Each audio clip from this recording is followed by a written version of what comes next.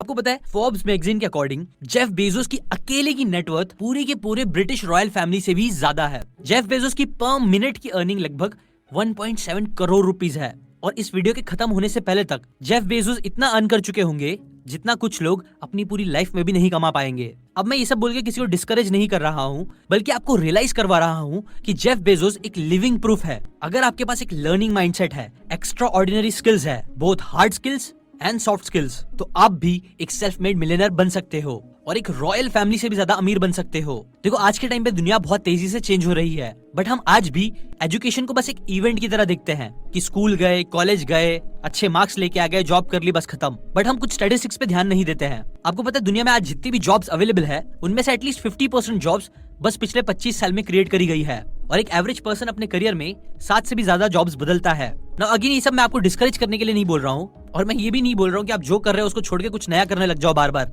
नहीं, उससे फायदा नहीं होने वाला है। बल्कि मैं आपको ये बताना चाहता हूँ कि लर्निंग एटीट्यूड रखना, सीखते रहना, वो भी दो इंपॉर्टेंट चीज, एक कुछ हार्ड स्किल्स और कुछ सॉफ्ट स्किल्स, ये आपके लिए बहुत इंपॉर्टेंट है। किसी भी फील्ड में, किसी भी एज के होने के बाद भी आपको आगे बढ़ने के लिए ये दोनों चीज होना बहुत जरूरी है, क्योंकि तभी आप बड़ी बड़ी चीजें अचीव कर पाओगे बड़े बड़े लोगों की तरह। इसलिए याद रखो, सबसे पहले तो इंपॉर्टेंट ये है कि आपके अंदर एक लर्निंग माइंडसेट हो और उसके बाद आपको स्किल्स पे फोकस करना चाहिए। जैसे कि मैंने पहले ही बोला है, स्किल्स दो टाइप्स की होती है, एक हार्ड स्किल्स और दूसरी सॉफ्ट स्किल्स। एक तरफ मैक्सिमम लोग क्या करते हैं कि वो लोग सिर्फ हार्ड स्किल्स पे फोकस करते हैं, जबकि दूसरी तरफ कुछ लोग होते हैं जो लोग बस सॉफ्ट स्किल्स पे फोकस करते हैं। लेकिन सच तो यह है कि आपको अगर जिंदगी में आगे बढ़ना है, जल्दी आगे बढ़ना है, तो आपके अंदर दोनों स्किल्स होना बहुत जरूरी है। जितने भी लोग सक्सेसफुल होते हैं ना, वो लोग के अंदर मैक्सिमम टाइम आप देखना ये दोनों स्किल्स होती है। अब हार्ड स्किल्स क्या होती है? देखो, हार्ड स्किल्स यूजुअली वो होती है जिसका यूज करके आप एक्चुअली काम करते हो अपने पोजीशन के हिसाब से। जैसे अगर आप एक शेफ हो तो कुकिंग आपकी एक हार्ड स्किल है, या अगर आप एक सॉफ्टवेयर प्रोग्रामर हो तो बैठ के कोडिंग करना आपकी हार्ड स्किल है ना। इन स्किल्स पे यूजुअली स्कूल्स एंड कॉलेजेस ज्यादा फोकस करते हैं, जो अच्छा है। और अच्छी बात ये भी है कि आज के टाइम पे ये स्किल्स सीखना पहले से बहुत ज्यादा आसान हो चुका है। वहीं दूसरी तरफ सॉफ्ट स्किल जो होती है ना, वो normal day to day basic skills होती है, जो कई बार आप अच्छे से मेजर नहीं कर सकते हो, बट वो काम की बहुत होती है। हाँ, इसके लिए आपको बहुत बार यूजुअली सर्टिफिकेट ये सब नहीं मिलते हैं, बट इसका एक्चुअल सर्टिफिकेट आपके कैरेक्टर, आपके बिहेवियर, आपके माइंडसेट में शो होता है, जो कई बार हार्ड स्किल से भी इंपॉर्टेंट हो सकता है। इसलिए आज मैं आपके साथ 10 ऐसी स्किल्स शेयर करूंगा जिनमें से 5 होगी हार्ड स्किल्स और 5 सॉफ्ट स्किल्स, जो बहुत डिमांड में है, जिसे अगर आप सीख लोगे तो आप जिंदगी में बहुत आगे बढ़ोगे। Now let's start.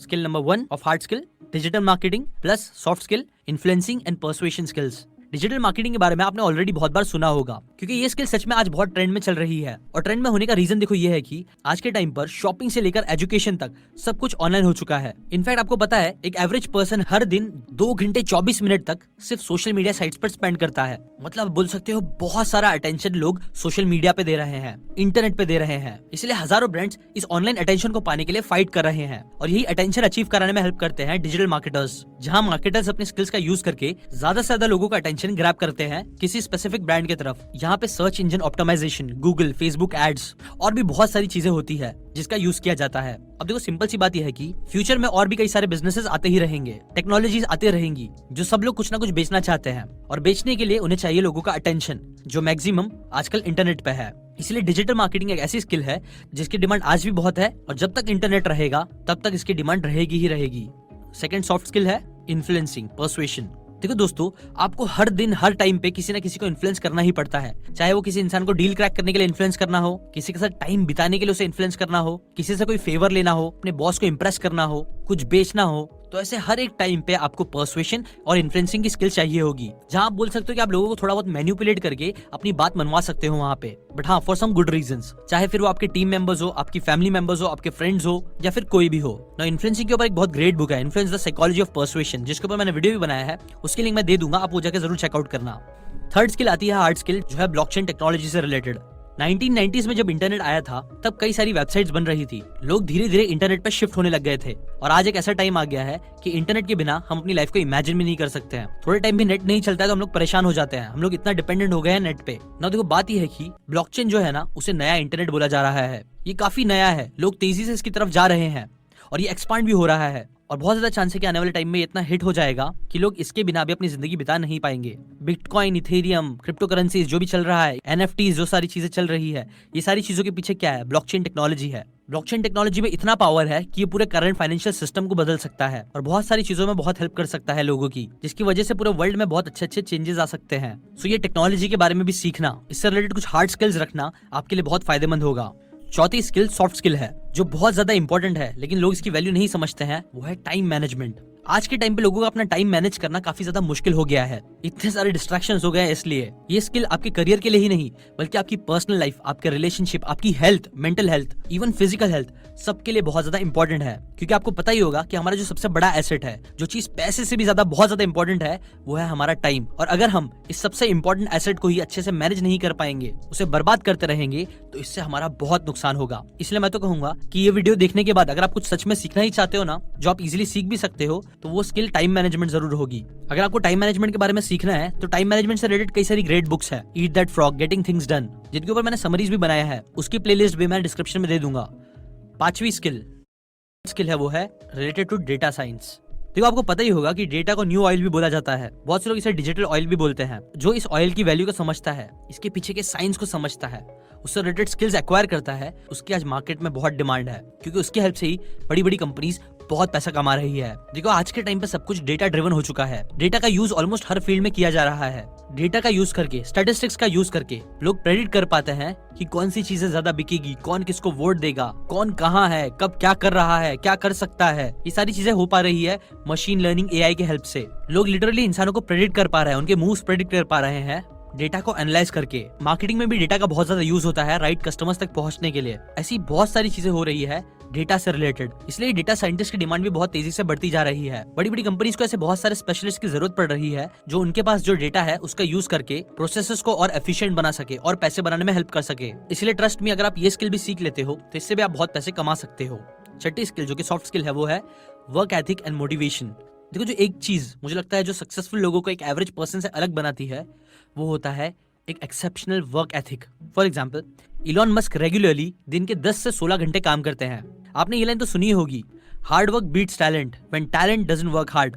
ना ये चीज कई हद तक सही है अगर आप अपने हार्डवर्क को स्मार्ट वर्क के साथ मिलाते हो तो। ऑथर मैल्कम ग्लैडवेल कहते हैं कि आपको कोई भी स्किल्स का मास्टर बनने के लिए 10,000 घंटे लगते हैं, और अगर आप कोई भी स्किल को 10,000 आवर तक प्रैक्टिस कर लो तो आप उसमें मास्टरी अचीव कर सकते हो, जो चीज फिर आपको बड़ी बड़ी चीजें करने में हेल्प करेगी, जो चीज आपको वर्ल्ड क्लास बना देगी। इसलिए ये बात को समझते हुए आपको याद रखना है कि हार्डवर्क करने से कभी भी डरो मत, हमेशा मोटिवेटेड रहने की कोशिश करो। आप किसी भी फील्ड में रहो, आप कोई भी काम कर रहे हो, अगर आपके अंदर एक स्ट्रॉन्ग वर्क एथिक रहेगा ना, लोग अगर आपके स्ट्रॉन्ग वर्क एथिक से इंप्रेस होना स्टार्ट कर देंगे। अगर आपका वर्क एथिक इतना अच्छा है, आप बराबर टाइम पे आते हो, अच्छे मेहनत से काम करते हो, एक्स्ट्रा एफर्ट देते हो, तो ये चीज हर इंसान को बहुत अच्छी लगती है। ये चीज आपके कलीग्स को मोटिवेट करेगी, आपके एम्प्लॉयज को मोटिवेट करेगी। इनफैक्ट यूनिवर्स को भी ये चीज बहुत पसंद आती है, जिसके बाद यूनिवर्स भी आपको रिटर्न में बहुत कुछ देता है। इसलिए इस चीज को भी ध्यान रखो कि आपको एक अच्छा वर्क एथिक रखना है और मोटिवेटेड रहना है लाइफ। नेक्स्ट हार्ड स्किल पे जो है product management. Product management recently एक न्यू स्किल की तरह सामने आया है, पर एक्चुअली में ये हार्ड स्किल आपके कई सारी अलग अलग स्किल्स का एक कॉम्बिनेशन है। जहां आप एक प्रोडक्ट को मैनेज करते हैं, उसके बारे में कई सारे डिसीजंस लेते हो, उस प्रोडक्ट का डिजाइन, फीचर्स, प्राइस, सब कुछ आपके हाथ में होता है। जहां आपकी एनालिटिकल और क्रिटिकल थिंकिंग का बहुत यूज होता है। आप ऐसा मान सकते हो कि आप उस प्रोडक्ट के सीईओ हो, जहां सारे फाइनल डिसीजंस आपके हाथ में होते हैं।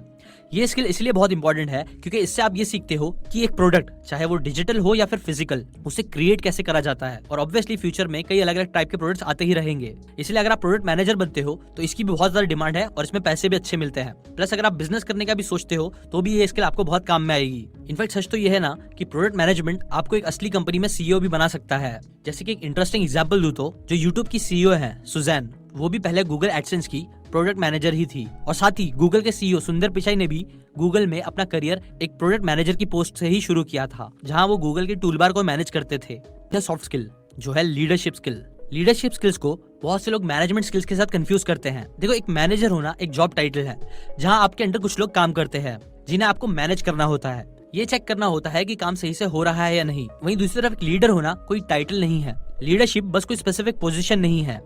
एक लीडर होने का मतलब है कि आप लोगों को अपने अंडर रखकर नहीं, बस उन्हें सुपरवाइज करके नहीं, बल्कि उन्हें गाइड करते हुए साथ में काम करते हो।